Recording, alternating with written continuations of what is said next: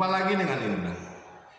Mempunyai sifat serakah bisa merugikan diri sendiri atau orang lain, dan efeknya bisa berdampak pada kehidupan manusia pada umumnya. Kenapa? Karena orang yang mempunyai sifat serakah, dia akan melakukan segala cara untuk memiliki atau menguasai yang dia inginkan, padahal dia sudah mendapatkan bagiannya. Dan mereka tidak peduli mau itu orang tua, saudara, atau sahabat. Yang penting dia akan terpuaskan. Nah, teman-teman yang terkasih, dalam kitab suci kita bisa melihat tipe-tipe orang itu juga ada. Khususnya kita buka Injil Matius bab 21 ayat 33 sampai 43.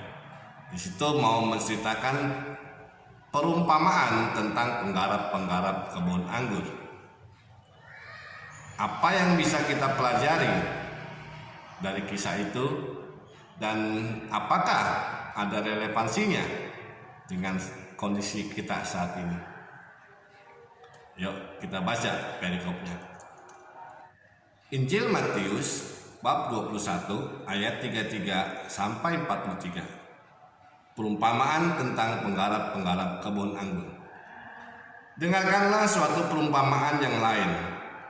Adalah seorang tuan tanah membuka kebun anggur dan menanam pagar sekelilingnya. Ia menggali lubang tempat memeras anggur dan mendirikan menara jaga di dalam kebun itu. Kemudian ia menyewakan kebun itu kepada penggarap-penggarap, lalu berangkat ke negeri lain. Ketika hampir tiba musim petik, ia menyuruh hamba-hambanya kepada penggarap-penggarap itu untuk menerima hasil yang menjadi bagiannya. Tetapi penggarap-penggarap itu menangkap hamba-hambanya itu.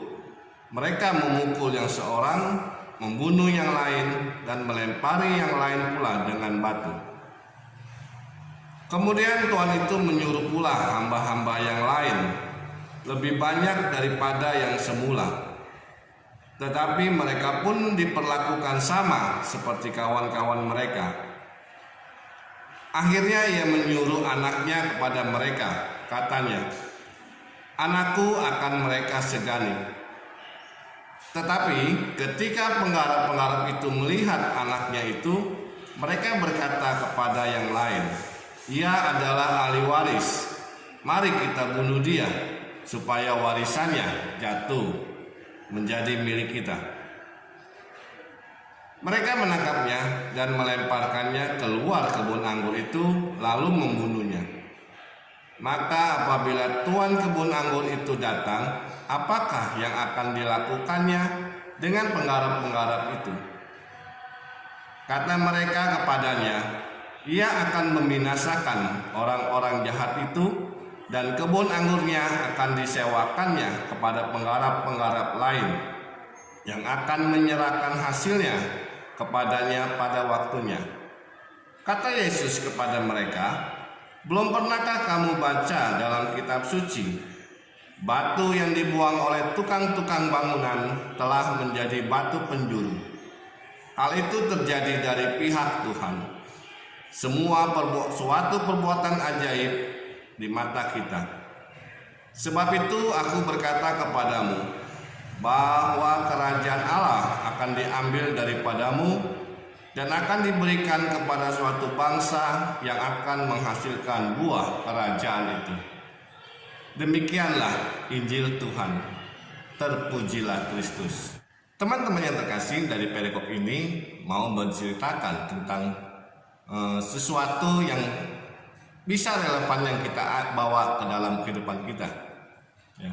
Diawali dari kisah ada seorang tuan tanah yang membuka kebun anggur lengkap dengan segala fasilitas, ya, baik pagar, tempat memeras anggurnya, lalu menara jaga, semua serba lengkap. Lalu dia menyewakan kebun anggur itu kepada penggarap-penggarap supaya dikerjakan dan dia sendiri pun berangkat ke negeri lain.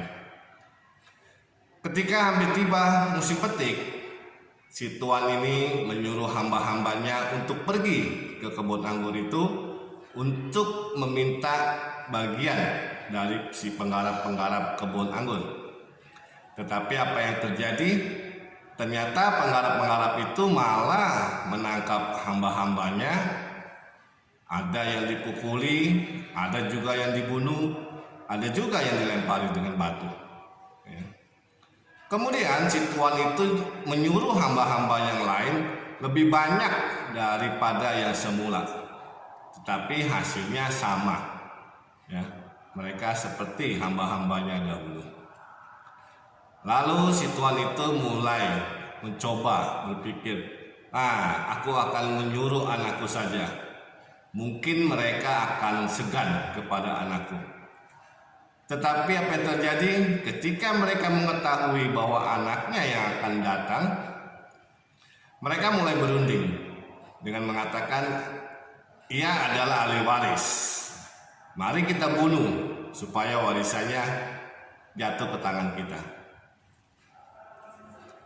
Apa yang akan dilakukan oleh si tuan itu ketika si tuan yang punya anggur, yang punya kebun anggur itu datang kepada mereka? Ya. Di sini, sewaktu mendengar perumpamaan itu, orang-orang menjawab,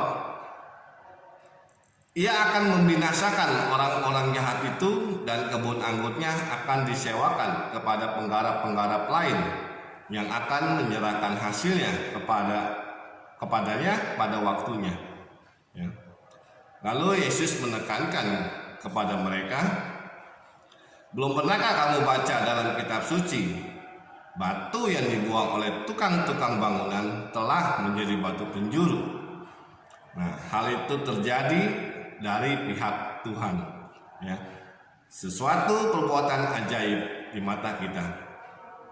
Sebab itu aku berkata kepadamu bahwa kerajaan Allah akan diambil daripadamu dan akan diberikan kepada suatu bangsa yang akan menghasilkan buah kerajaan itu. Teman-teman yang terkasih, dari perumpamaan ini sebenarnya Tuhan ingin menyadarkan kita, ya, agar kita tidak serakah atau mementingkan diri sendiri. Ya. Kita sudah diberikan kemudahan bernafas dalam hidup, lalu diberikan fasilitas lengkap atau anggota tubuh yang lengkap, dan Tuhan tidak pernah menuntut bayaran sedikit pun kepada kita. Yang Tuhan mau adalah kita bisa berbuah.